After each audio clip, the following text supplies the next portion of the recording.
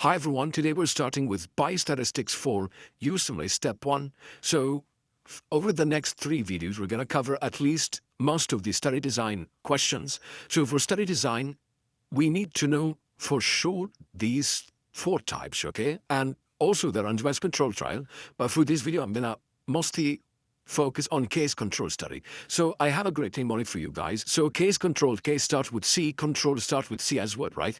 And we have something called relative risk and something called odds ratio. If we have CC, same letters, we don't use RR with it, okay? So we're not going to use relative risk for case control. This will help you remember it, okay? So for case control, we're going to use the odds ratio. And later on, I'm going to explain for you guys like how to calculate it and stuff. Now, for case control, we have case and control. Case is basically the group that you are examining. Let's say the people with cancer or with smoking, okay? And the other group without smoking, all right? Now, for perspective and retrospective, I have a great mnemonic for you guys, or a good explanation. Basically, both of them are the same thing, okay? Prospective and retrospective are the same concept, okay? But, well, what are we doing for prospective? As we're starting, let's say we're starting from today. So 2026 till, let's say, 10 years later, so 2038, and, or sorry, 28, or 36, okay.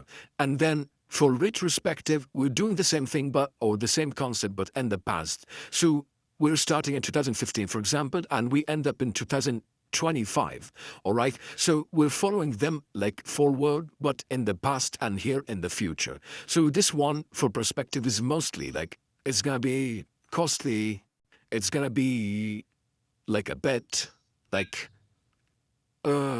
annoying for the researchers and stuff because they have to follow everyone. Some of the patient they will trouble for the research, and for this one, basically it's cheaper because whatever you're doing, just like you're collecting data and information. Now let's read this question quick and see.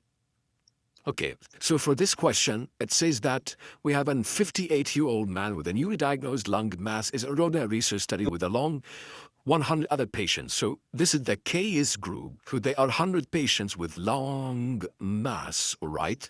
And then the other group is additional 100 individuals, okay, control, and without lung cancer. So this is the control group. So we have a case and control group. Now, how do we make sure that it's not prospective or retrospective or cross-section?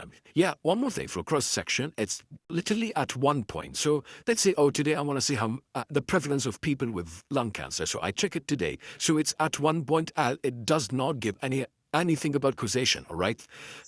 Like relative risk, odds ratio, these things. So yeah, all participants about prior tobacco exposure. So yeah, for case control, what we want to know is, and make sure about, is that we already know that the patients, they already have the lung cancer or the disease. But for prospective, we're starting today's, right? So some of them might get the cancer, some of them might not get it. So we know about the exposure for these two, okay? We know about the exposure, and we're following forward. So some people get cancer, some people no, right? No follow-up is performed after enrollment. So this gives us a hint that it could not be cross-sectional, prospective, or retrospective core studies. Based on this study which designed this will be case control study. And in the next videos, we're going to cover most of them, and we're going to make it more like simple for you guys.